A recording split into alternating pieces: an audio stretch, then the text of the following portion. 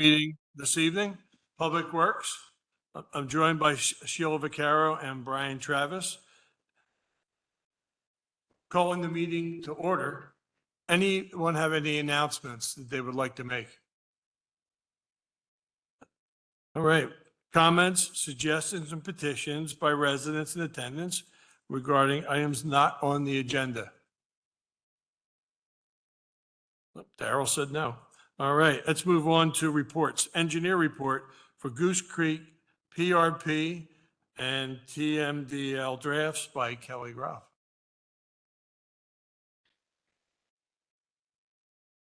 Hello, I'm not Kelly Goff.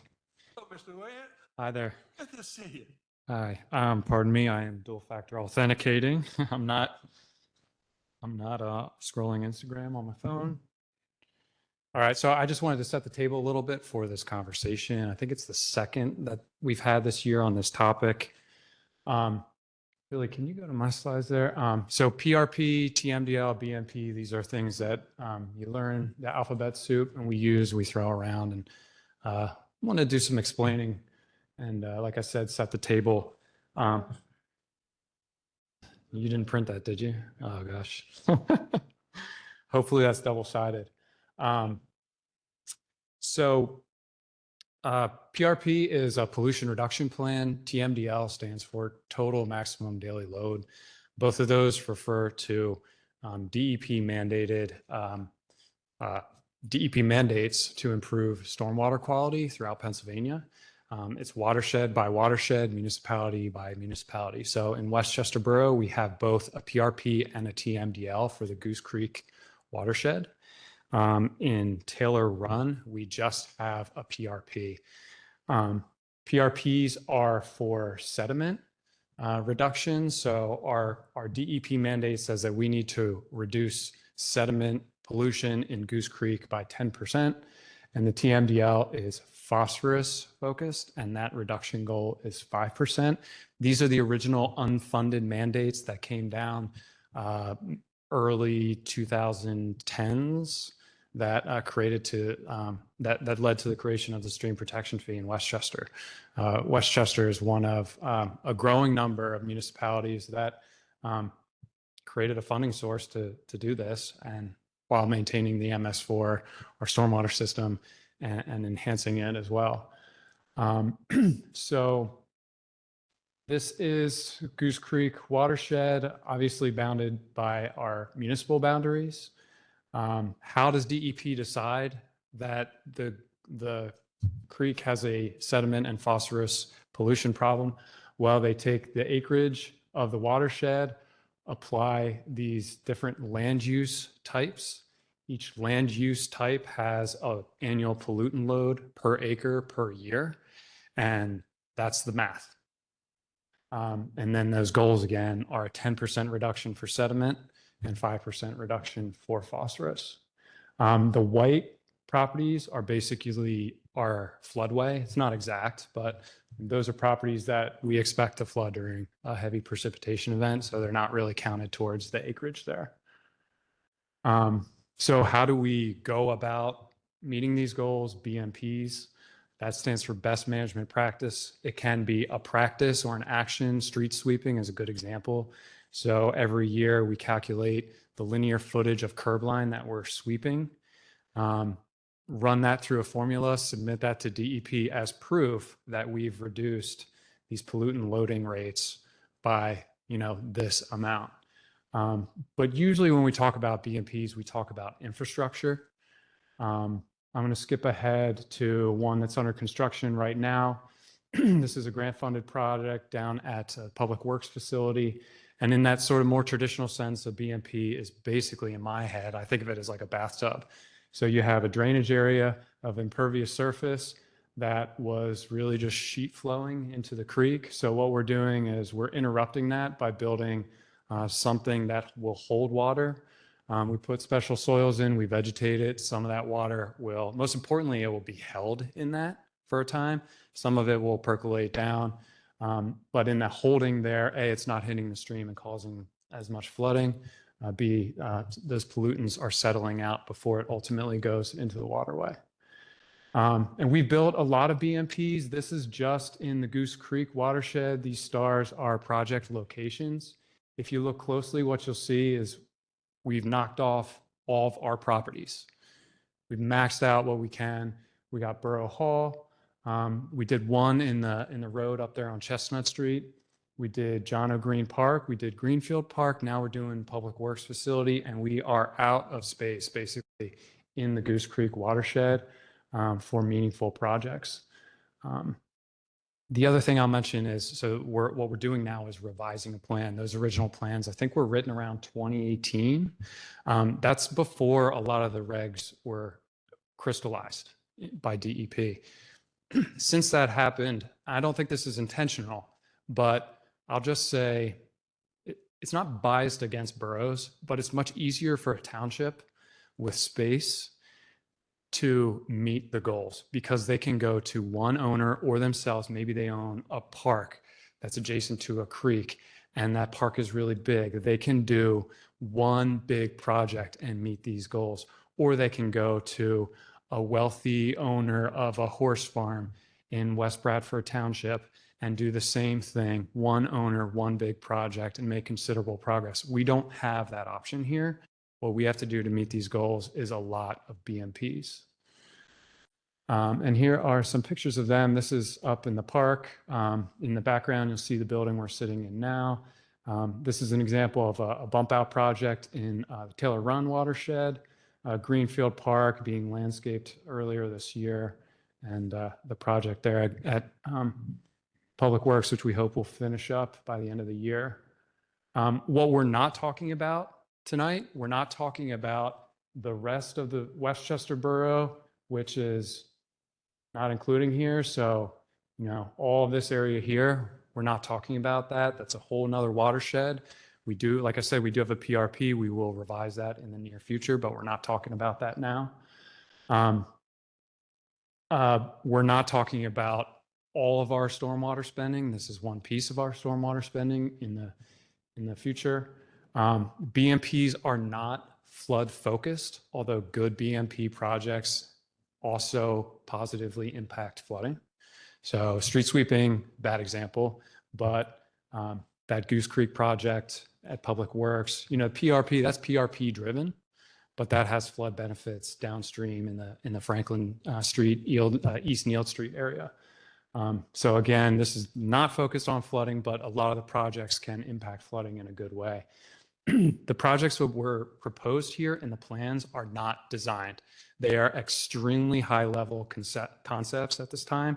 We basically have a location, we have an estimate of the drainage area, and we have a BMP type in mind.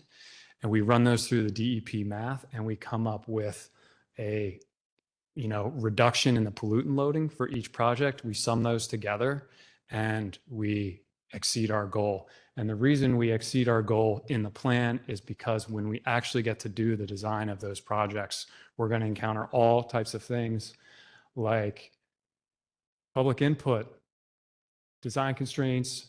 Maybe there's development proposed. Maybe we get a proposal for development at a place where we thought we were going to do a cool stormwater project. We'll probably scrap that at that time. Funding is a huge one. And then future changes that come down the pike from DEP. So like I said, just setting the table. Kelly's been working on the plan with us. And here is, basically a timeline from here. We want to talk about it tonight. We want to get this committee's input. From there, we submit to DEP for comment. That process will take months if they even get back to us, which we don't know for sure that will happen.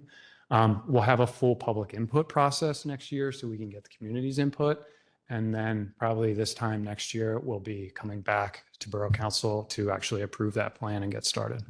Hope I didn't steal too much of your thunder, Kevin. I just want to supplement what Will went over.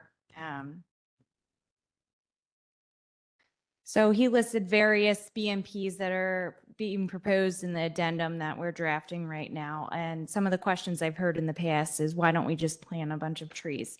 And I do want to state that the borough is planting trees. It's just that the amount of trees that you have to plant, if you plant 90 trees, that only accounts for 0.7% of what you need to reduce your sediment load by. And that's a pretty small amount. So, and I just want to go through the various BMPs on what they are going to reduce the sediment load. So John O'Green Park, it's going to be about 3.7% of your reduction. The Borough Hall Park is about 5%. Some of the public works improvements, that's about 5% as well. We have a basin retrofit project proposed, that's 13.3%. A big one that's proposed is the bump outs along bump out rain gardens at various locations, and that accounts for 89.1%. And I also did want to state that Will had talked about how we're proposing above and beyond in this plan of what the PADP mandates. They mandate a 10% sediment reduction, and we're in our plan, it accounts for 13.4%. And he stated a few reasons why we are having this buffer in the plan, including environmental issues, the space. So say we are proposing a basin retrofit, converting a detention basin into an infiltration basin, and we go and take some soil borings and we find out that those soils are not conducive to infiltration. So that's one that we would have to cross off of the plan. So it's important to have that buffer to account for ones that may not be feasible once you go out in the field and start investigating further. Now, why don't we investigate further all of the BMPs at this time? That would be very expensive to do soil borings at all of these areas and to do environmental reviews at all of these areas at this time. So we're also working with the borough in pursuing grant funding for various BMPs. So last year we were successful in receiving grant funding for that public works project that he talked about that's currently under construction. So again, I just wanted to list some of the locations as well. Sorry. So again, the Public Works Building, we have a bioretention garden located at the end of Magnolia and Maple. We have a bioswale located near the fire company building. Bioswales located near Bolmar and Minor Street. We have a basin retrofit project located near Union and Worthington. And then there's several bump out rain gardens that are proposed at this time. There's several on Matlack, including the intersections of Magnolia, Union, Linden, Lacey, East Nields, and East Minor. There's also a bump out proposed at Linden and Maple, bump out proposed on a few Minor Street intersections, including Poplar, South Adams, South Franklin. There are some bump outs proposed on Market Street mid-block between Franklin and South Adams, and then as well as a bump out at South Walnut Street and East Bernard. So some of the concerns that were brought to our attention was how are trucks going to turn at these intersections with the bump outs proposed. So if you could bring up the turning template analysis that we did. It was a separate document. Okay.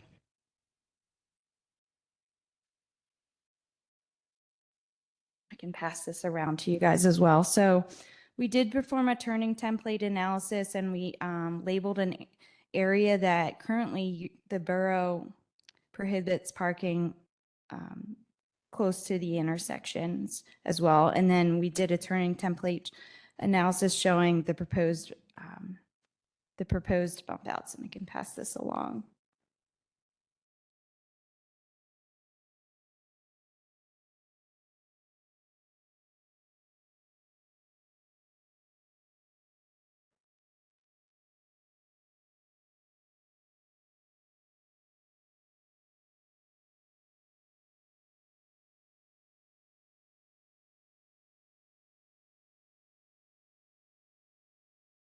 Ms. Groff, what size truck did you use? Because, We used a fire truck. oh, then that's as big as it's going to get. Yeah, so they can actually go down Lacey Street or down that area and make a, We didn't use a specific intersection. We just depicted a typical intersection within the borough. okay, all right. Because in Mr. Chavis's district over there, the streets become excessively narrow. You're lucky we don't knock off rearview mirrors when you're driving down like Magnolia Street or down Neild Street because the cars are so close to one another. The bump outs are going to be further. Are we going to measure from the corner for 25 feet parking or from the edge of the rain garden, the bump out? It's 25 feet from the curb edge of the, From the curb edge then? So Mhm. that's going to take up the entire rain garden then? and currently, right now, the borough does not allow parking in that area typically because of fire trucks being able to turn. It prohibits fire trucks from turning. I like the word typically, but go down there now. Let's see if you can make a turn. That you can't. So it's going to be a lot more enforcement, in those areas because of the cramped space that's down there. Yeah. I like theory, but practice really shows what's going on. So, And again, in the design phase for these bump outs, we would go out and take survey of the intersection to get the actual field measurements and put a turning analysis template on in the actual intersection during the design phase. great. Any other questions? Would you then put smaller bump outs if the road was actually significantly narrower? That is correct. You would manipulate the geometry of the bump out in order to accommodate the fire truck. Thank you. That's why she's a designer. Mayor, you want to say something?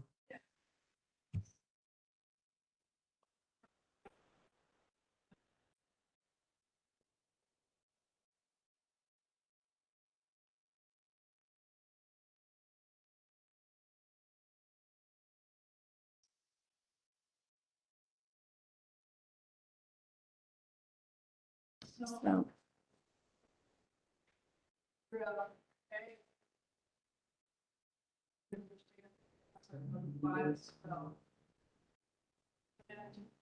yeah, so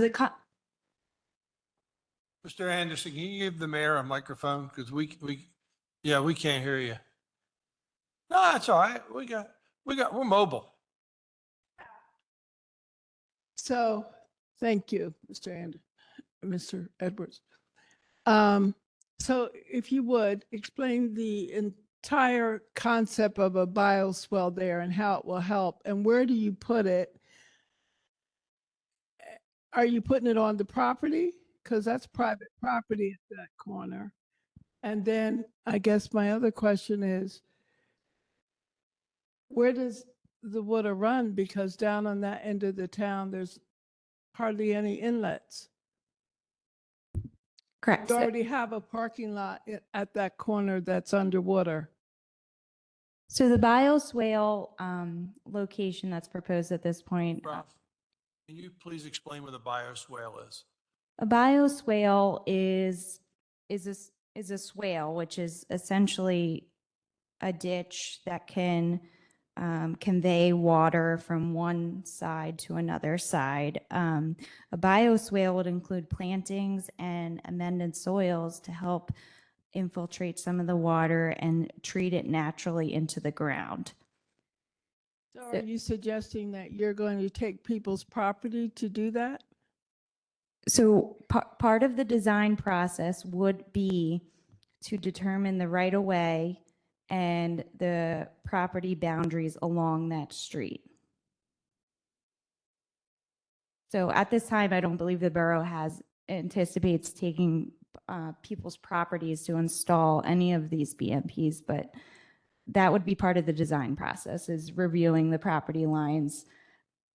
If we reviewed the property lines of all of these BMPs at this time and did deed research at this time, that would again be a very lengthy process. This is just conceptual plan right now. Now, I get conceptual. I guess, again, you're doing this in an area that doesn't have inlets, so you're, by definition, you're defining bioswale by the word, by the way. That's not what you, how you define a word, but with the word. But that's English. I guess. So if you were to look at the concept plan, Question is, you're going from, it's moving water from one ditch to another, but that parking lot there and that ground over there is underwater, and the other streets, Franklin and Adams, they're floodplains. So, according to your MS4 map, there actually is an existing storm pipe. You can see the purple line onto Bolmar. okay, there, that's the only one. Okay. And so how is that parking lot involved? That purple line means what? So during the design phase, we would have a survey crew out there to determine all of the field conditions and be able to design the bioswales based on the field conditions. Okay. So you would be informing property owners of that? We would be doing property research in order to determine the property lines and the right-of-way lines that the borough's entitled to. Okay, thank you.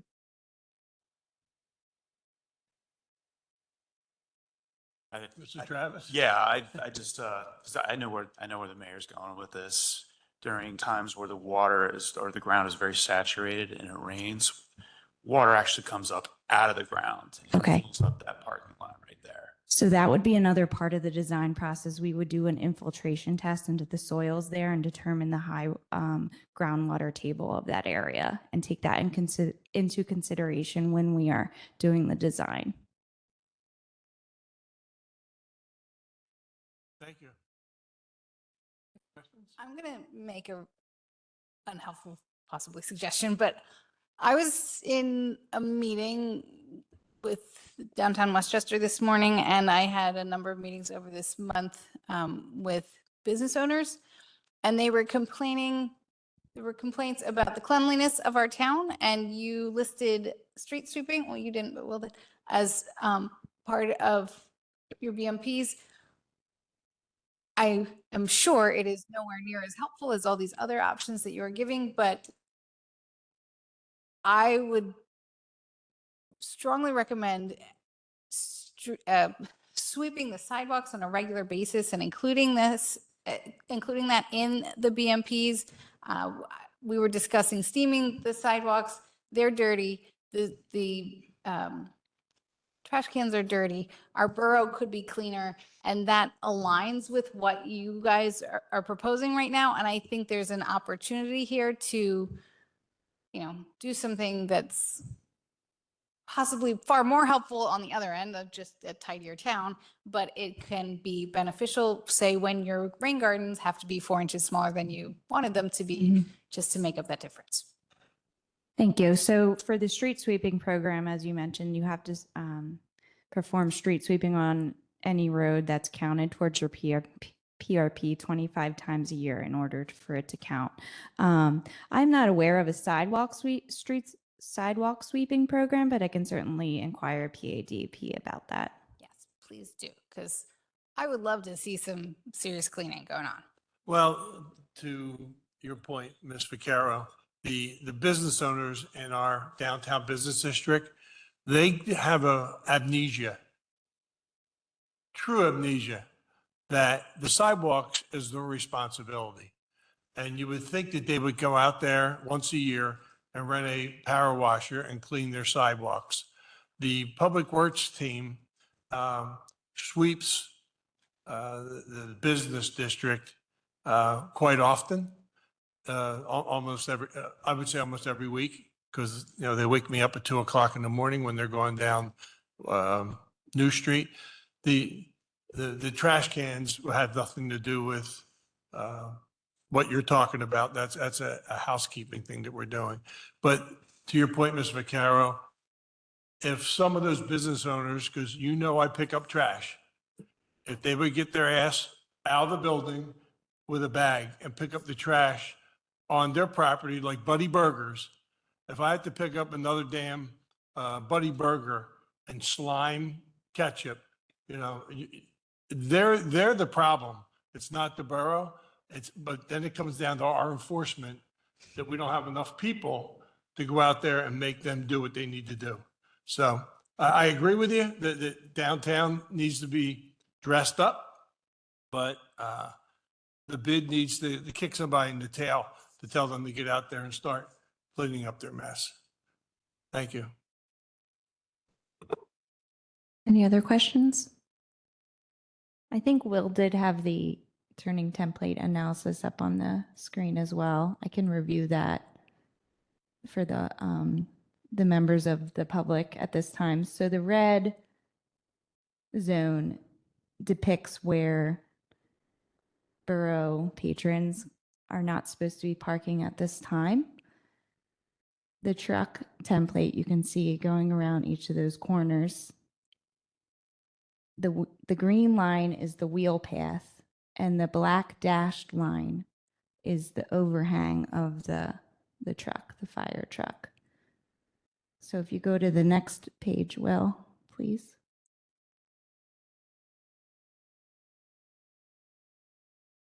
We have one of the bump outs depicted on this sheet. Now this has bump outs at every corner. You could say 8 of them. At this time, we don't have 8 proposed in the PRP, but we just wanted to show this as a depiction. So you can see again the truck going around the corner, the dashed line is the overhang, and the green is the wheel path. Again, you can see the red where vehicles are not supposed to be parking because you could restrict fire trucks going around that turn. Do you have any questions about? No? Okay. I've never seen a diagram like this, so this is pretty foreign to me. And I mean, the thing that I'm looking at, it looks like there's a truck right on top of the bump out. So that I'm confused by the diagram just in general. So, I mean, isn't that truck on the left in the bump out where it's starting on the turning radius? I mean, Right. you're explaining it to me, but I'm looking at something and I'm like, what you're saying doesn't make sense to me entirely. The So real, maybe you the can real walk me wheels are through a going to hit little bit. the rain garden. I mean, it looks like it's in the bump out, right? I mean, I'm looking at it in the bump out, right? That's No parking zone. well, this is the picture with the bump out. The no parking zone was on the previous slide, right? So the dashed line is the overhang of the truck? Okay, thank you. I can see it now okay, so it's overlaid on top of the no parking zone. And it's inside. Got it. The green. Took me a little while to orient myself, but now, thank you, Daryl. Appreciate your input as always. Again, the exercise here was, let's look at, a normal intersection, and that geometry should look familiar to you. That could be just about any intersection in the Southeast, or, suffice to say 75 or 80% of them. The goal of this exercise was to show where the biggest vehicle would be in the rain garden. And what we are showing here is that even when there's 8 bump outs, that it's always possible because there's a human element here. But what we're showing here is that it's possible to stay out of them. Now, the second part of that is, again, this is 8 bump out locations. If you flip through the plan in those locations, you'll see, I think there's maybe 1 location that has 3 proposed. Most of them were proposing 1 or 2. Like the project at South Matlack Street, there's 2 on sort of the uphill side of one-way traffic. But this is really just, again, sort of a thought exercise of, kind of what could we get away with design-wise, but no one's proposing this. So it was really to show that we have more leeway than we thought we did when we were scrambling to design the Matlack Street project when we got extra grant money. Thank you. Got it. Thank you. Thank We'll you be very talking much, again. Kelly. Right, Cal? We'll be talking about this quite a bit. Yes, so the next step would be to submit it to BADP in draft form. And then once they review it in draft form, then we would go into the formal public participation program portion of the adoption of this addendum. And that involves another presentation at a public meeting and then a 30-day window for allowing public input. What I kindly request, Mr. Chairman, is that the committee make a recommendation to council to approve, to get its opinion about whether you want to approve a motion to, for the draft draft pollution reduction plan for Goose Creek be submitted to Pennsylvania DEP. I say yes. What do you two say? I say yes. Yeah. I say yes too, Yep. since we don't have very many options. Yeah, that's a 3-0. Yeah. Thank you. Thank you for bringing the court home.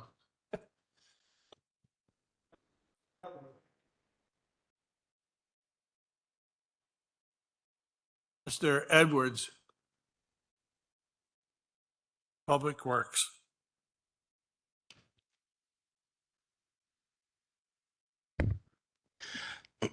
Good evening. Some highlights for the past month are, we authorized our engineer to apply for a permit to clean Goose Creek near the Ramsgate Apartments. I'm hoping that we'll be able to clean the creek soon after the first of the year. We received a notification that we received a $200,000 grant to help purchase a new recycling truck. We corrected another illicit discharge, which makes 3 in the last 2 years. And we prepared bid documents and open bids for 8 contracts, which should be discussed later tonight. I'll be happy to answer any questions. I don't have any. Yeah. When can we unwrap the big bellies? Can you rephrase? Can you say it again? When can we unwrap the big bellies? The ball is in somebody else's court right now because we need the design before we can.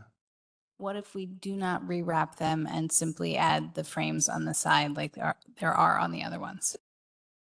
I would support that 5,000,000%, and I'll tell you why. I can't get the graffiti off. I've damaged, full disclosure, I've damaged some of the wraps with trying to, I actually went out and bought a plastic spatula trying to get the stickers off. And the wraps, they actually tear. Yeah. And they're a lot easier for you guys to come with a power washer Yeah. and blast them clean. Because right now, I'm surprised the Board of Health doesn't cite us for, grime and dirt and stuff on those things.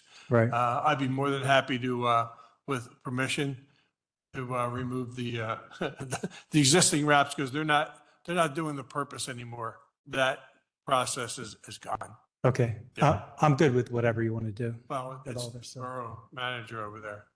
I'm good with whatever you want to do. I met with John and Brian this morning and discussed the possibility of adding the frames to the currently wrapped big bellies and doing sort of 3 things, using it for event promotions, selling ad space, and then just having sort of a Westchester evergreen signage option so that the bid could rotate these through on a regular basis. And if they're in the frames, you can just take them in and out as you please, and nobody has to pay $800 or $600 per wrap, and they don't get moldy and gross. And if they do, you just throw it away. Totally Okay. agree. Okay. So what did we, Mr. Metric, I know that's not on, we talked about belly wraps somewhere around here, didn't we? On this presentation somewhere? Or is that just you and I talking? Yeah, I don't know that it's on the presentation. Well, we'll have to put that on, we'll put that next month. Yeah. I love the idea. I love the collaboration. I'm learning about it in real time with everybody Yeah, right now. yeah. So Like, for Like- example, I'll give you an example. The Hillwinds was begging for a trash can, big belly trash can. Mr. Anderson found a beautiful one that corresponded with kids and candy. Well, you would have thought that the owner was thrilled because she didn't have to go outside and pick up the ice cream cups anymore. But you would think that she'd go out there with a 409 container and clean out front of her front door. Right. And, you know, so it's, you're damned if you do and damned if you don't lots of times here. Right. So, thank you. I'll be honest with you. I'm actually a little lost with what's being proposed. So I have some learning to do myself after this meeting. Okay. The Big Bellies, it was brought to me that they're dirty and that the wraps are gross. I went around, the wraps are gross. But there are a number of Big Bellies that have frames on the side that fit posters. Most of them were very old and out of date or just gone. John O'Brien went around and filled some of the frames, figured out how to open them. He wasn't quite sure. Figured out how to open them. He put in signage about Small Business Weekend. Am I right? About 20 of them. Yeah, and they look great. And he just sort of did that. I don't think that's necessarily the right thing, but he proved that it can be done and that this can happen. And the wraps are gross. So that's sort of the reasoning behind all of this. And I apologize if it's just a random. Mr. email that I McCara's sent. point, Yeah. the frames were already on 20 of the Big Bellies. Okay. And years run together anymore. Hmm. But many years ago, we approved to put shop small, shop local, green banners inside of them. Hmm. Over the years, they have either been stolen or they have, somehow they've disappeared. So what and I pestered Mr. O'Brien to fill those things full of new placards, and he did it last week, 20 of them, and they look nice. Yeah. They just basically replaced the old worn out stuff that was there that Yeah. we were ignoring. So I got so it. Okay. it's there. So. Got it. It needs to become a regular thing. This is not really for you. I just saying it out loud. This needs to be managed in a much more thoughtful way. I think your part is keeping them clean. They need to be scrubbed. They need to be cleaned on a very regular basis, like at least weekly, if not more. They're really gross. I said, I don't want to have to go to a trash can and then be so grossed out that I don't throw my trash away, because that is what they look like right now. So We can make that happen. And to that point, earlier on, Judge Vito was giving us a lot of community service people. Hmm. And we were scrubbing the trash cans, you know, during the summers. She has basically canceled that program. Hmm. I don't get any more community service people anymore. Mhm. And so whatever Judge Lieberman sends, that's what we get. Mhm. So that process is actually stopped. So Yeah. the little things that we were getting done with all the community service people, it's over. So Got it. Yeah. Okay. thank you. All right. Thanks for your help on that. Wastewater? So I have a quick I'm sorry, Mayor. question about the Big Bellies. So we provide them for basically to the benefit of the businesses in the downtown district. So, so far, stop me when I'm wrong. So we provide the Big Bellies, is that correct? Okay, It's a borough property. they're borough property and they're for the benefit of the businesses in the downtown district, is that correct?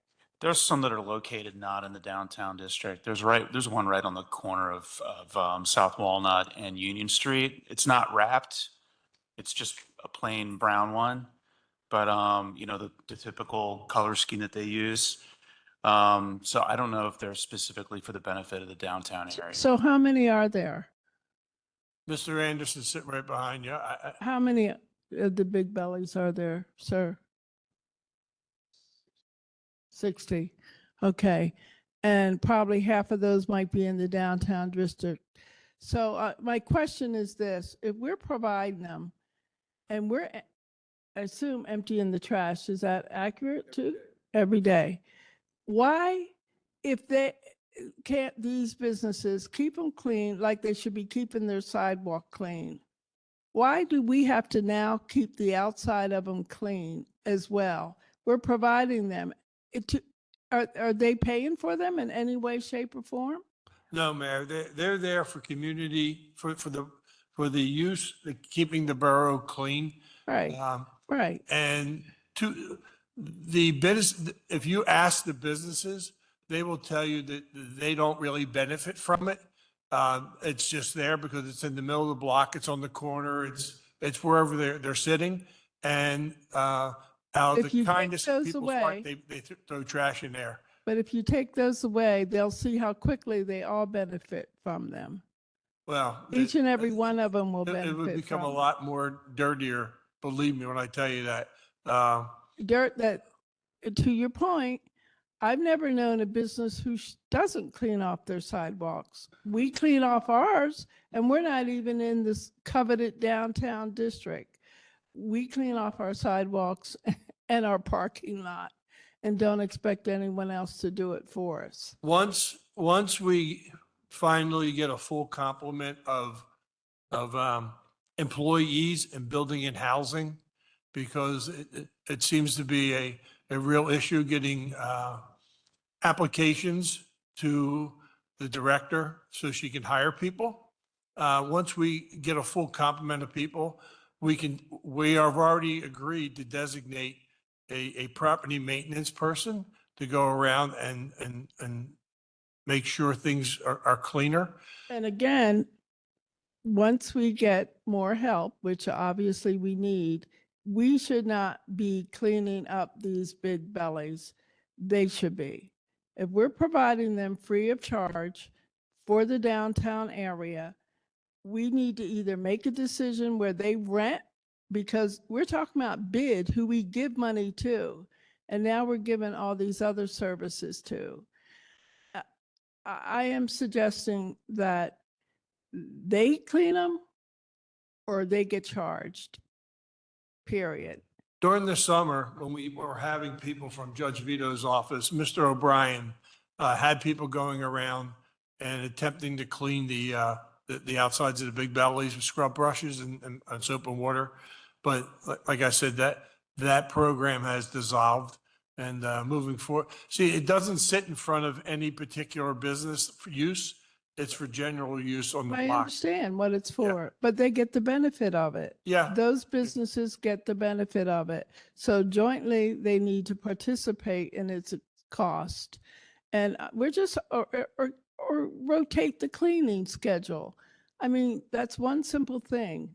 Or let's charge them, because that's a revenue, that's a way for revenue to come in, particularly if we're hiring people. And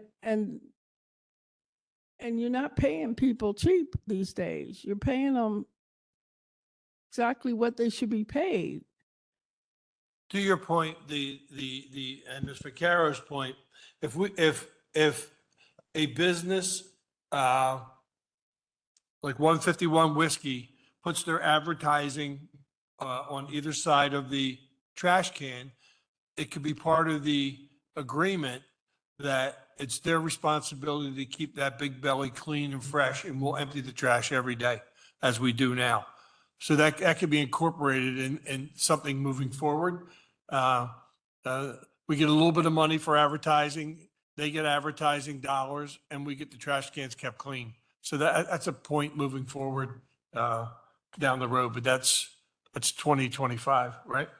Yeah. I mean, you're talking about expenses. You're talking about expenses. The fact that we provide them, I think that's awfully generous of the borough to provide these big bellies. And if they look so bad, take them all off off the street for a time being while you readjust them all. While you put the frames on them or decide whether you're going to advertise, decide whether you're going to charge for them, decide something. Take them all off the street and let them feel the difference that it makes. Thank you, Mayor. All right, moving to wastewater. Good evening. Mitchell. At Goose Creek this month, we removed an old valve, an unrepairable meter, replaced the valve, adapted with a new power actuator, which I have a picture of. It was all done in hand for the upcoming trials of phosphorus removal from the plant.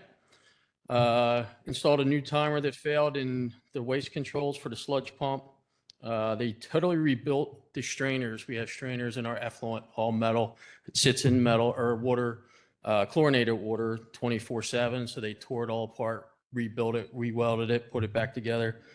We have a picture of another capital project. The K2A blower was mounted on the frame, bolted up to the discharge piping, and we put the 200 horsepower motor in front of it. That's the actual new meter, and the actuator, the gray at the mid left of the picture, is going to be flow proportionate. As the flow picks up, the valve will open a little more as the flow goes down. So we'll save chemicals, we'll save, it'll be more efficient for what we're trying to do in the process. If you can go to the next picture, Bill. That's the new blower. The blue, the dark navy blue, is 4,300 pounds. Three of us kind of, with some little ingenuity and a couple cranes and things, we got it up onto there, mounted. Next week, a company is going to come in and laser align it and vibration analysis on it to make sure that it is running correctly, so we don't have a problem with a very big costing thing. Those are the two new pumps from another capital project that were installed by Taylor Run. They were installed, wired up, and painted to match everything else. So that is completed, and we are waiting on one last pump to be installed over there. So then that'll be done for the year. Goose Creek flowed an average of 951,000 gallons per day for the month of October. Those are the two sludge recirculation pumps that were just there. They rebuilt the chlorine analyzer pumps. They converted more fluorescent lights over to LED at the plant. So that'll be hopefully done in 2025. We're just going building by building with that. And they had to watch and clear out the sodium bisulfite pumps from crystallizing when it got colder. They found that a heater malfunctioned and it caused crystallization in the lines. Taylor Run flowed an average of 673,000 gallons per day. Departmentally, the borough was granted an LSAP grant in the amount of $750,000 for the Maple Alley pipe upsize. So that put us into the green light to go.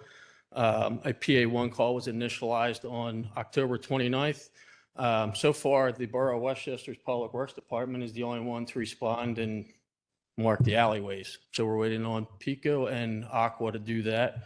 A proposal by Pannoni with the cost should be in by the end of November, and we're going to design phase 1 and 2 of the project. It should be in January. Questions?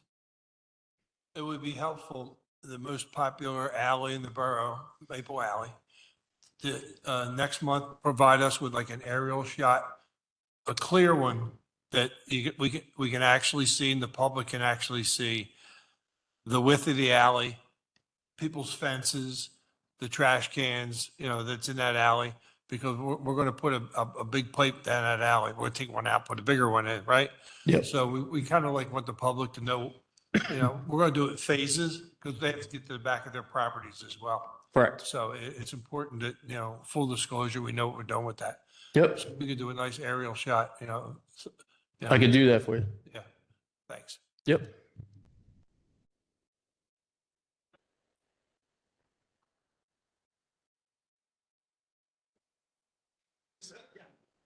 Just get up and down. I say. Welcome. Good to see you, Mr. Karowski. How you doing, folks? Want to touch on a couple key points involving Parks and Rec. One is we did hire a new program coordinator that started the very beginning of October. His name's Ryan Michael. He's been with us now going on 4 or 5 weeks, working out very well. Still learning the ropes, getting his feet wet on the events and activities and things of what we do and how we do it here in the borough. But I just like to report that all things are moving ahead accordingly with him, and I'm very glad to have him on board. Two, some of you may have noticed when it comes to one park in particular at Everhart Park, it's missing a key component, which is the merry-go-round. I've received dozens of phone calls about it. It has nothing to do with the borough. It was a manufacturer recall. It's nothing significant, but it has to be addressed, and we're on the waiting list of when that piece of equipment from Burke they can get a professional out here to tell us what we need to do to make it correct. So the merry-go-round will come back. I just don't have a timetable at the moment. Thank you, thank you. We've greased that thing, like, as they say in Delco, we greased it. Yeah. Like every week, and the grease didn't work. Yeah. So I can't push the grandkids on that thing. No, when we have it fixed, it'll be back Thank to you. even better than when we had it Thank installed you. originally. That grease didn't work. One of the events, obviously that took place in October was the annual Halloween parade. Wonderful event. Again, well attended. I can't thank Mother Nature enough for how lucky we've been with the events lately. We did have a minor issue, as I noted in the report. It's been handled. It'll be dealt with next year. It's more of an internal controls issue with how we take registrations and the information we ask. It's a problem that never arose really before. So now that it has arisen, we will take care of it. It's not a big deal. With that being said, about the parade, we've discussed this on and off in between the police department, at public safety, with the public works department. I believe in 2025, we are going to make the push to move this to a Sunday event. To close down downtown Westchester on a Wednesday night in rush hour traffic is an absolute haul. It's very difficult. Our public works crew does an amazing job. The police does a great job. It's literally just you're shutting down the major thoroughfares in and around town at the busiest time of day. And folks just determine that barricade doesn't pertain to them. That cone doesn't say, oh, that doesn't pertain to them. They just move things and go about their business. And we did learn from the 225 parade back in April that a Sunday parade can be done. It allows much more time for the closure of the streets, the alignment of the divisions within the parade. I have to do a little bit more planning with it. Again, a bit of background. We can't do the parade out of Friday night because we lose all the high school bands. We can't do it on a Saturday because we use the university bands. Sunday seems to probably be the best time to do it. It would be a day parade and not a night parade. One other aspect that might make it a little bit safer. It would literally be the same parade, just instead of a Thursday or Wednesday, excuse me, we're moving it to a Sunday. Those are those. The pros plan. I did send an email earlier to this evening, and it's in the report as well. Thursday night is the big survey meeting that'll take place right here from roughly 5:30 to 7.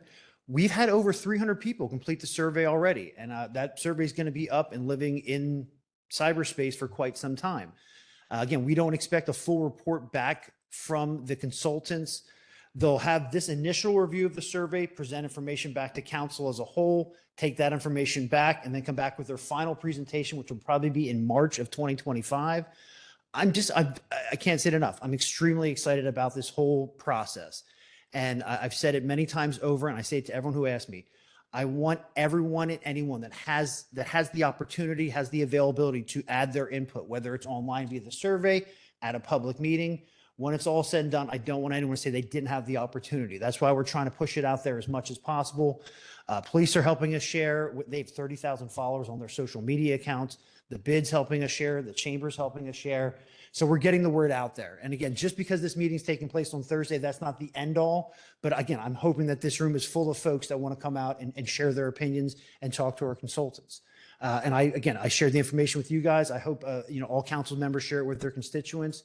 I'd love to see this room standing room only. That'd be fantastic.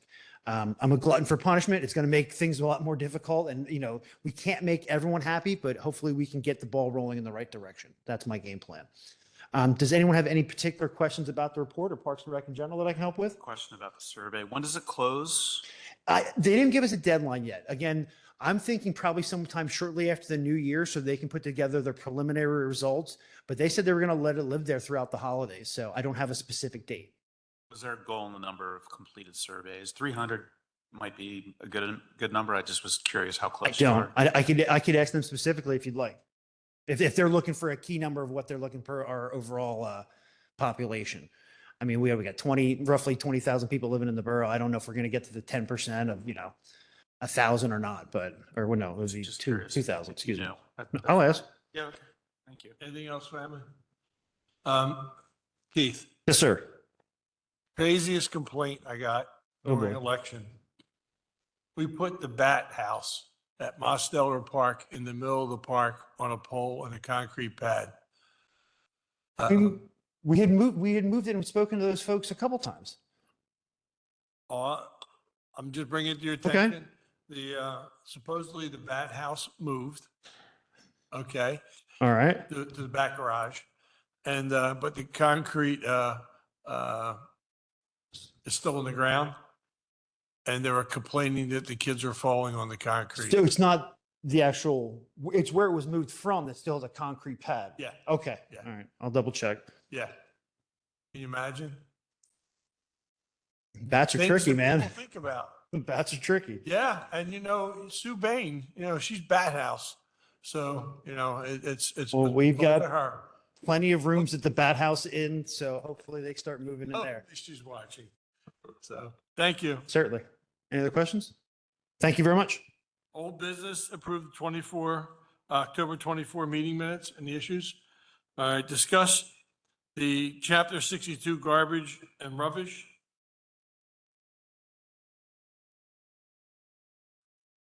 We've been working on chapter 62 with their solicitor, the director of public works. Brian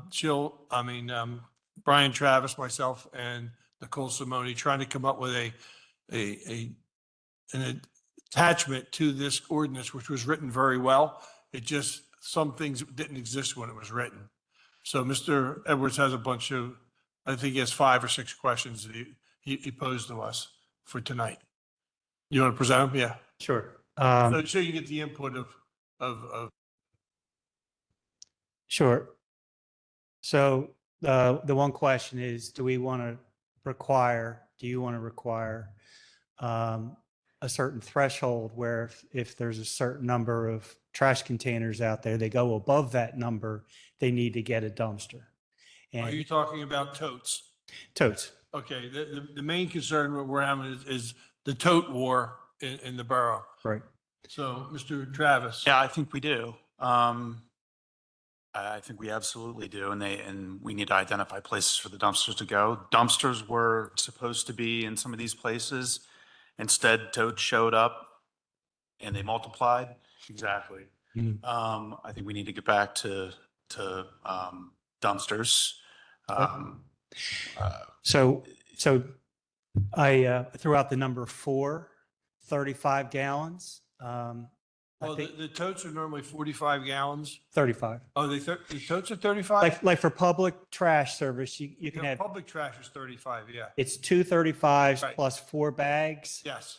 I thought the equivalent would be about 4 35 gallons. Above that, you would have to get a dumpster. But that's definitely an arbitrary number.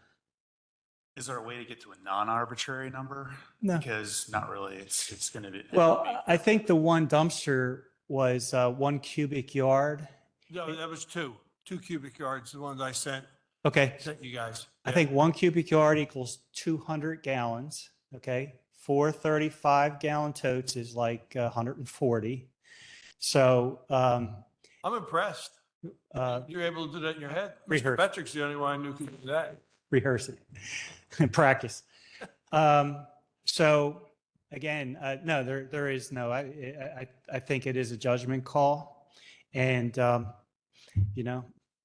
point, Mr. Travis, I think if you have more than 4 totes or 5 totes, you need to get a dumpster because that's a whole lot of trash. Yeah. I'm worried about the 35 gallon call out. The- It the- doesn't the seem to- right. The totes are normally, we were looking at 96 gallon totes. For the switch to 96 gallon totes, and we were telling them that they could have 4 of them. 4 96 gallon totes. And that's, they're big. So anything more than that, they need to get a dumpster, which is a 2-yarder trash can. Do we need to include some language about if there really truly is not an area that you can fit a dumpster, what happened? I don't know what happens. Well, at that point, you're allowed 496, which are pretty big, but you have to move them out of the right of way, and you got to move them onto your property. Don't leave them in the alley.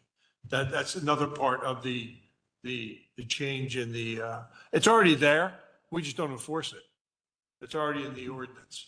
So we're just looking at getting the sizes under control, because behind Mr. Travis's house, there's 16 totes in one house, and they're 45 gallons each. And the 4 apply to how many apartments? One house. Yeah, that's coming up next. That's the next question. Yeah, One house. that's another one. Yeah. So, Travis, what you, and Ms. Vaccaro, we're here to do it So- tonight, so. Most likely, they're going to go in a parking spot, an off-street parking spot that was created because we averted the dumpster thing and got totes, and the totes go wherever they're all over the place. So I don't know if that's always going to be the case, but it's probably going to be the case in some cases because parking places have just been created. So that's the trade-off. I'm sure we'll get a lot of pushback on that.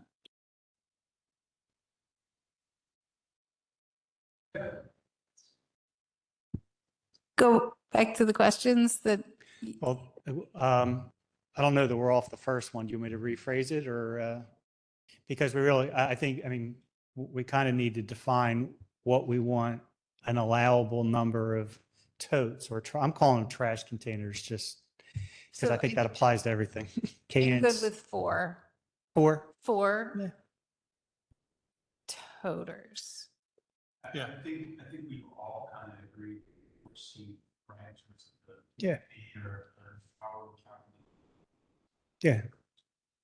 And as far as an eyesore is concerned, I think if you have more than 4 out there, then you start saying, hey, look, this doesn't look real good. Yep. All right, 4? No, we're 4. All right. So, You got 4. Yeah. okay. So the second one is, do we want to require empty trash containers, which includes totes, trash containers to be taken off the alley right-of-way line so that they just don't leave them out there for the whole week until the trash gets picked up again the following week? Well, that's in the ordinance now. The ordinance rate, Supposed to take their trash cans in. well, the way the ordinance is written now, I think there's a loophole. Because what it says is you have to take, if it's in the front, you have to take them back so it's not visible from the front. But it doesn't say anything about the back. And that's why we've got all these trash containers lined up along the alley and they're there like all week. So what I would suggest is, I mean, the way the proposed ordinance is written, they would move it to like within 5 feet of the main residence so that it's there. If you don't like that, I would like put in a setback where you got to take it 20 feet away from the alley, something that would, just not leave us a string of, So I'm going to put a wrench in this. My neighborhood, and we have the most beautiful alleys.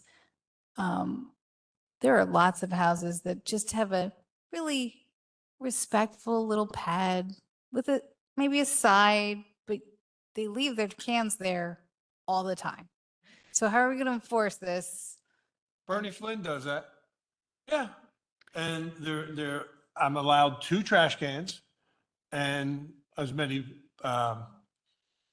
recycling cans, but I'm respectful. I have 3 recycling cans and 2 trash cans set within 10 feet of the right of way. And they're very neatly stacked away, but they're not these gigantic 45-gallon trash cans that are behind around the east. So we're only going to limit Toast. the totes. We're not Totes. limiting the The- regular cans. I'm just Yeah. clarifying. We're only doing private pickup. We're looking at private pickup, not public pickup. I don't know if that's how it's written in this draft ordinance, so I think it's for both private and for Right. public in terms of where they belong. I Right. think this is one that we're going to have to work out a little bit. Right. And I think, getting something in there initially and having us react to it, Right. everybody's right now has a different standard. Everybody's doing something different. I think what I would suggest now that what I've heard, since there are places where it's tastefully moved back, say 10 feet into a nice area, I might set a setback of 10 feet. I think that would look better.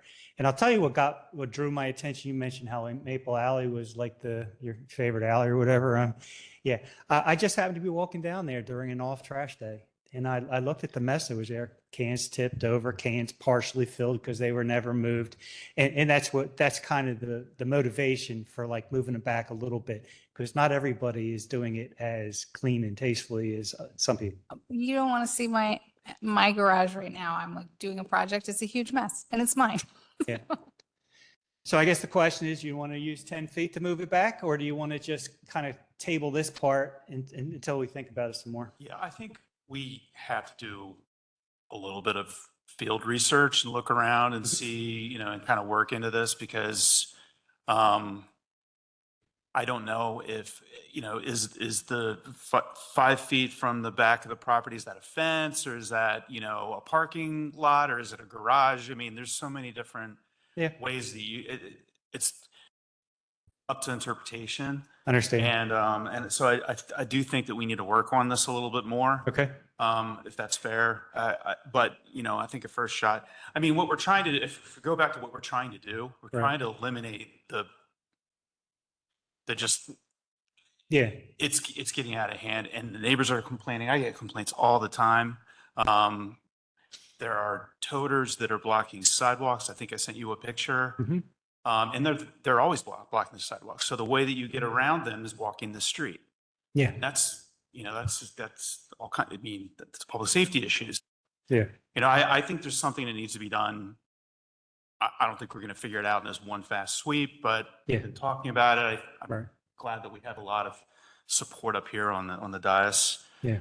And from your department as well, and from Yeah. building and housing, I believe, as well. So I think we'll come to a solution, but I think we need to spend a little bit more time on this. But let's get to some of the other questions. I have some too. Okay. So I have one more, but I'm going to reiterate what Sean said, which is we really want to get this right, so we don't want to rush into this, right?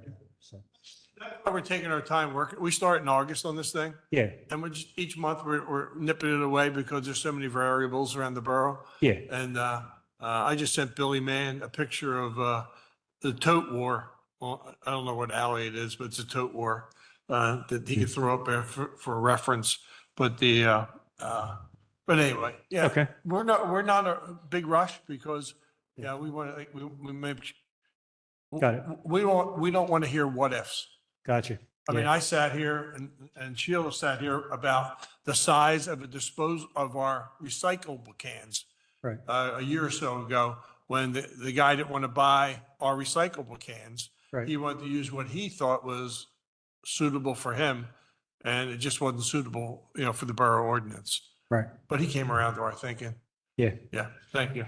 Okay, so the third one has to do with, there's something in the ordinance about dwelling units. And I don't think that works. I don't think that fits, because we have certain residences that have numerous rooms in them.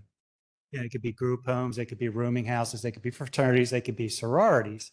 So it's one property, and then they put out all of these trash containers. So what I'm suggesting is that we change that so that it's, if there's one property, if there's one parcel, you would, if you only put out 2 35-gallon totes plus 4 bags, which is the way it's written right now, then you can be a public customer. If you're more than that, you have to be a private customer. I get away from that whole dwelling units because, like that example, So, Yeah, I didn't understand it either. Yeah. I'm glad you brought it up. I do think it has more to do with the overall volume than it does regard what use it is, or whether it's rooming units, dwelling units, or right. So I don't think it matters once you get to the threshold of 4 more or 4 and then it's dumpster. It just makes it cleaner and easier. Right. Very Agreed. good. Yeah, we'll just keep plodding along till we get it right. Okay. I do have one little more question. Who determines that they need more than 4? The Director of Public Works. It's written in the ordinance. He is the czar of trash.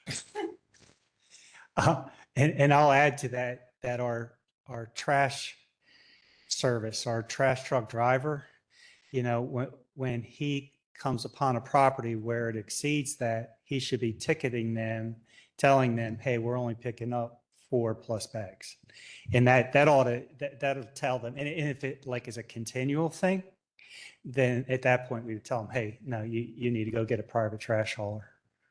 Are we going to fine them if they, you know, have done this 5 weeks in a row and haven't done anything about? Well, I think what it comes down to, they're not going to get their trash picked up. I mean, that's But that's terrible. that's terrible. I don't want trash. Well, what'll happen is, after Gil does what Gil does, they'll get to Mr. Anderson, then it gets Mr. Edwards, then they'll get to Sally, and then, someone from building and housing will show up with the machine, just like a snow problem, Oh, yeah. and put a tag on their door. We're not, They'll get their attention. yeah, we're not gonna, I mean, let me rephrase it. We're not gonna create a sanitary problem. At the end of today, I wrote a letter. I went out there, I took pictures. Somebody got the stickers on there, you know, and they didn't take it back.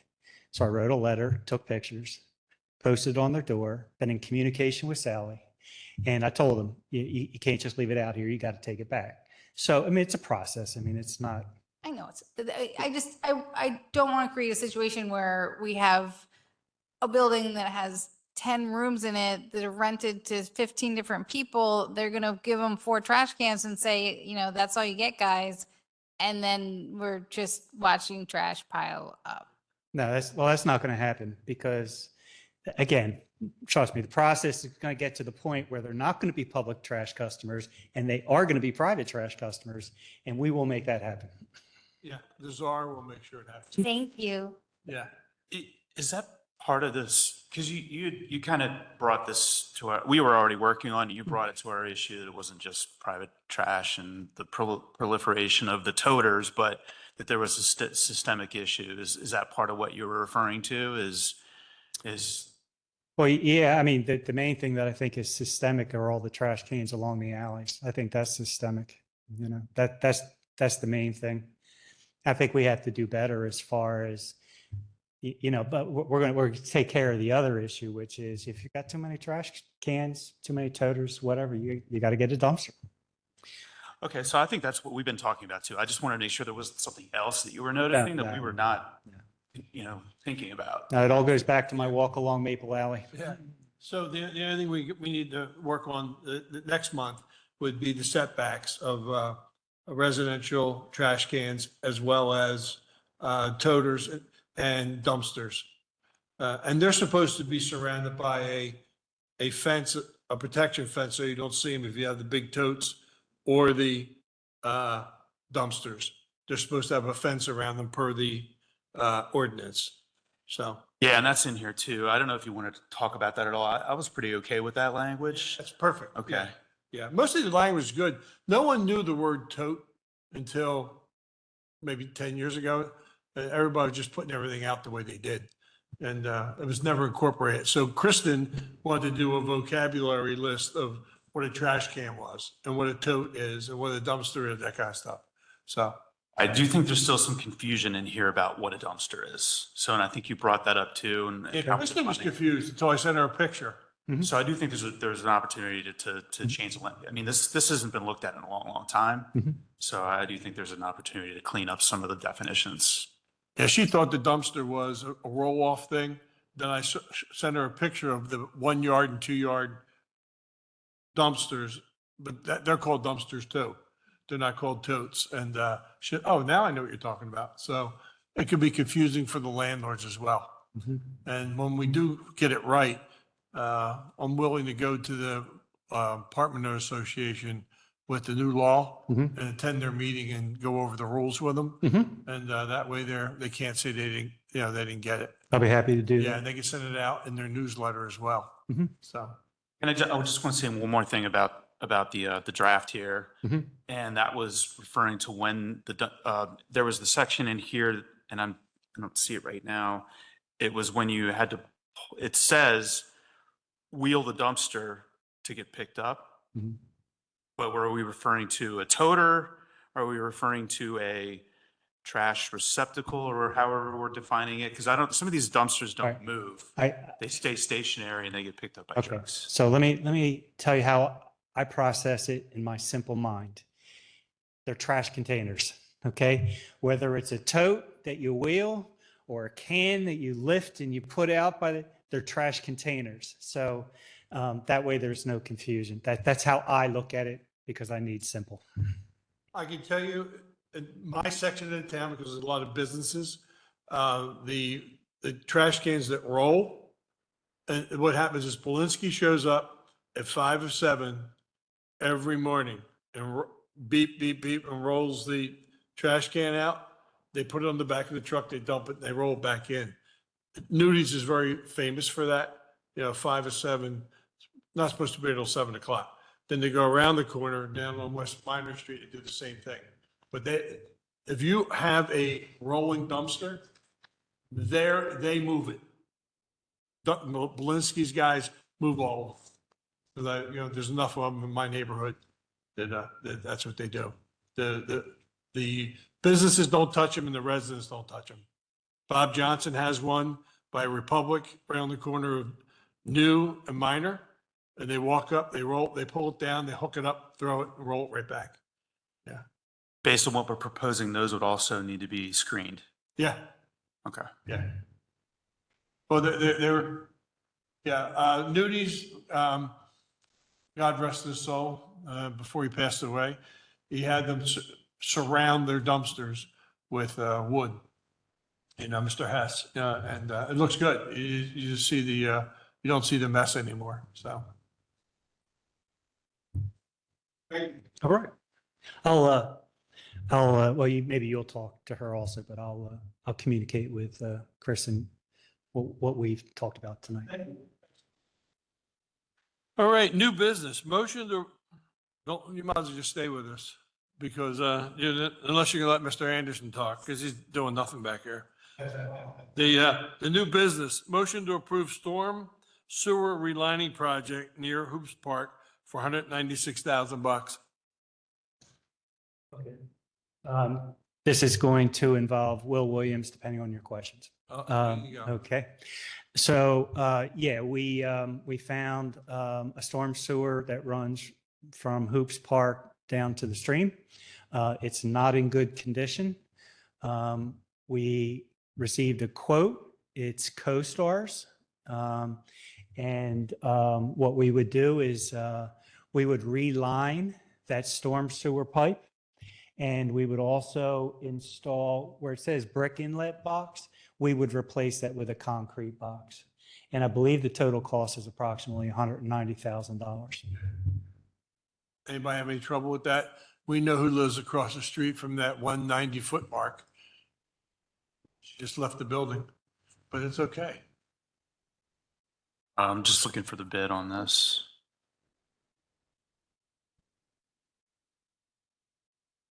Yeah, so on the screen, yeah, there we go.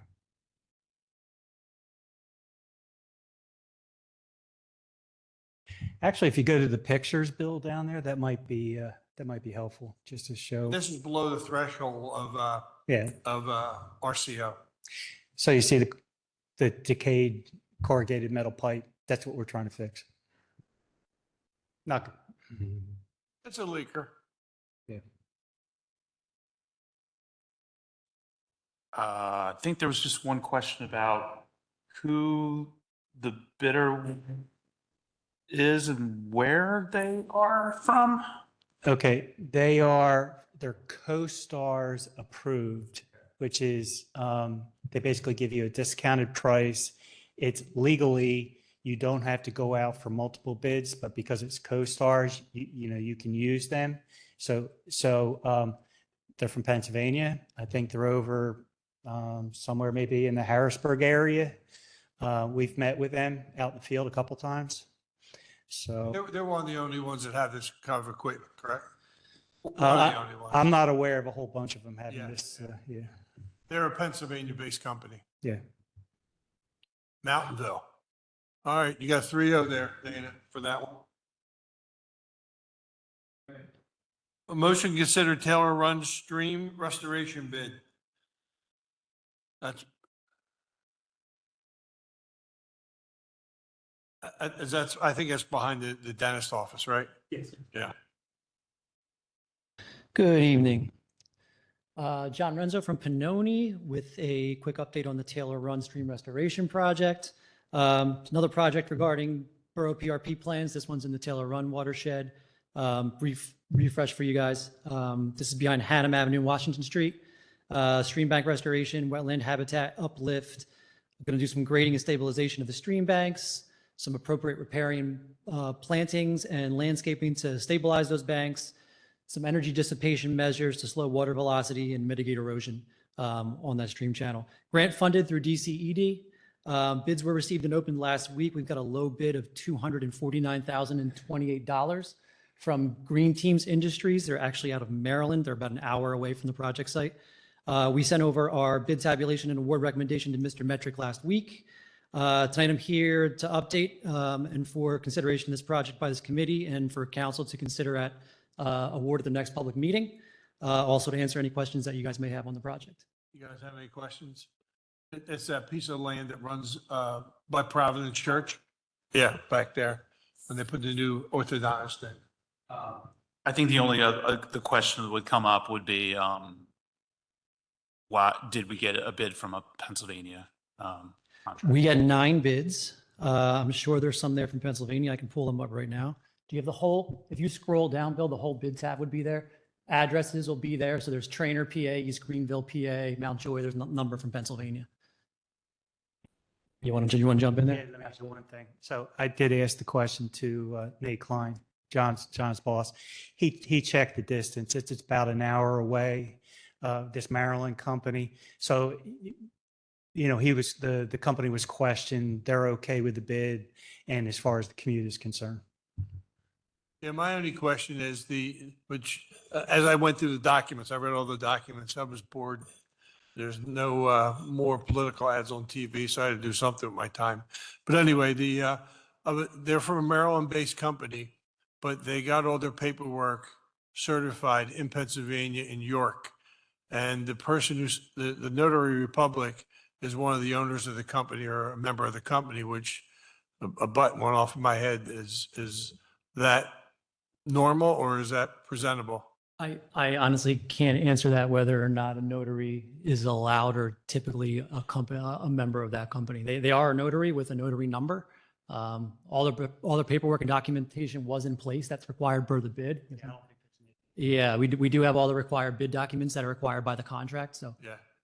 I just found strange that the owner, if I remember, I'm a senior citizen now, so don't pick on me. The name of the person that owns the company or a member of the company was a notary, which was not unusual. Right. I mean, we have a famous notary here in the borough, but it just, I guess it keeps it easier. I was questioning why it was done in York, Pennsylvania, and not Maryland. That's all. So, no other questions. That's a 3-0.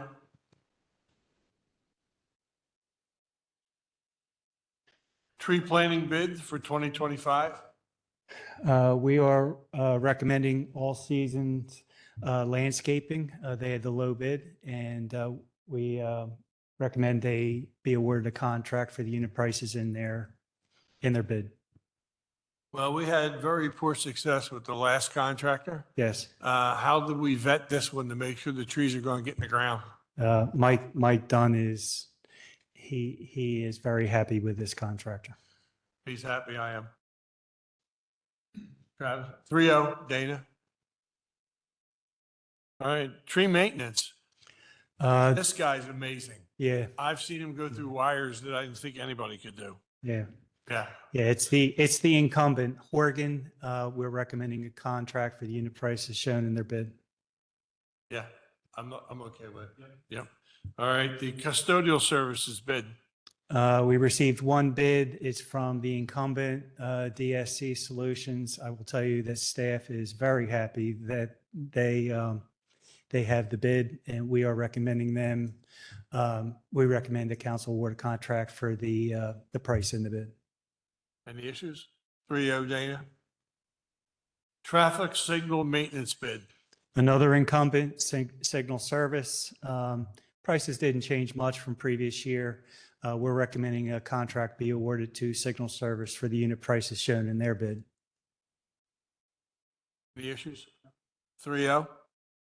2025 street signage bid. Another incumbent. We recommend that the council award a contract to National Highway Products for the unit prices shown in their bid.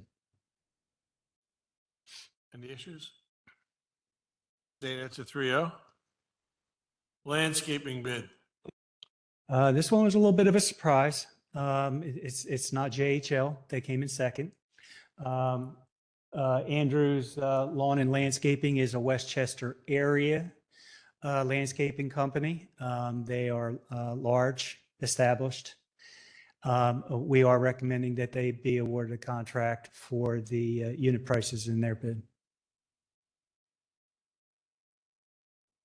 I have a question, but I don't want to ask the question in a public setting Hmm. because many years ago, Andrews was our landscaper Oh, and they did a great job. yeah, okay. But I'm not going to ask the question. I'll ask you offline. Okay, let me tell you that they are they are not only the lowest, but they are also, their bid was responsive. And I think that's, I mean, Kristen would probably have to tell you if you wanted to deviate from that, but that's really the standard for awarding a bid. They are the lowest responsive bidder. That's not my question. Yeah, I can't even guess what your question is. Yeah. Mr. Metrick, if I have a question that I don't want to ask in public, what do we do?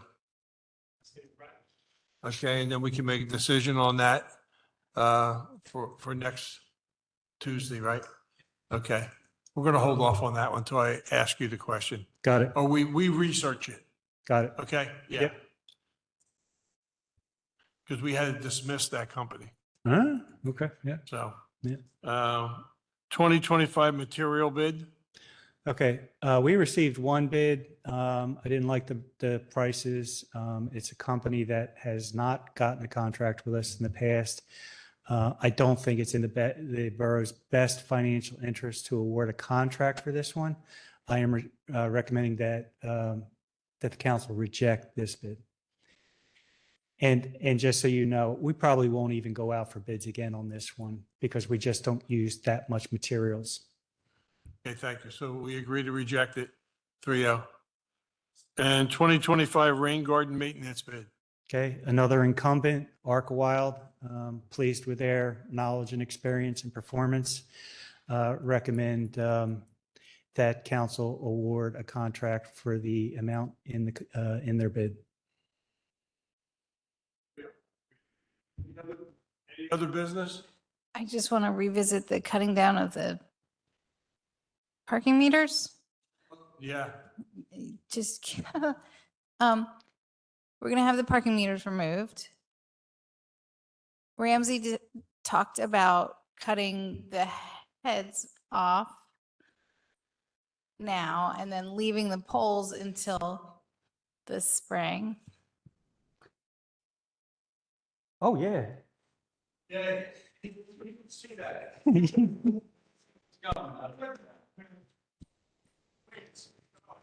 I'm not even going to wait to say I don't know. Here's what happened. When Ramsey said that, Don Anderson, Assistant Director of Public Works, when Ramsey said that she needed the meter heads removed or the poles removed, we said, based on time and the temperature and things like that, I said, at the very least, we can remove their meter heads so it doesn't confuse the residents. If the weather's cooperating with us, because underneath ground where that pole's at, there's probably about 2 bags of concrete on there. So we're gonna have to remove the pole and then fill these holes in. I think it's just gonna look sloppy. So I said, maybe we can wait till warmer weather, just get the heads off and then come back and remove the poles in the spring. But if the weather cooperates, I'm more than willing to get them out of the ground. I'm worried about these cutoff poles Mm-hmm. and the Christmas parade and the holiday market and crowded street events. Good point. You know, after the Christmas parade, Mm-hmm. the borough goes to sleep for 60 days. Mm-hmm. And maybe we could talk about it then. Okay. You know, just leave them as they are. And Yeah. we'll turn them off, I think. Are we turning the meters Can off? we take the inside, I mean, this is the Yeah, wrong. take the insides out. Take the insides out. I don't know that you do Yeah. that Ramsey does. Who does that? I don't know. We normally do. Insides. Or the other thing we could do, we could cut it flush with the ground, okay, fill it in with sand, and then once the weather breaks, then pull the whole ball out of the ground. I mean, we could do something like that also. I like I'm that. just worried about the kids getting hurt. that's all. Okay, so then maybe we'll do that then. That should solve the problem. Yeah, and, you know, after the Christmas parade, Okay, you know, the college kids are gone for 5 weeks. okay, Right. that's a break. So, and then the town quiets down until February. We don't Okay. meet in January, so, you know, you know, it's, you know, February, we'll be back together again. Okay, Yeah, So- just thought. okay, we'll get them, taken care of, all right? Thank you. Yep, no problem. Any other business? Meeting adjourned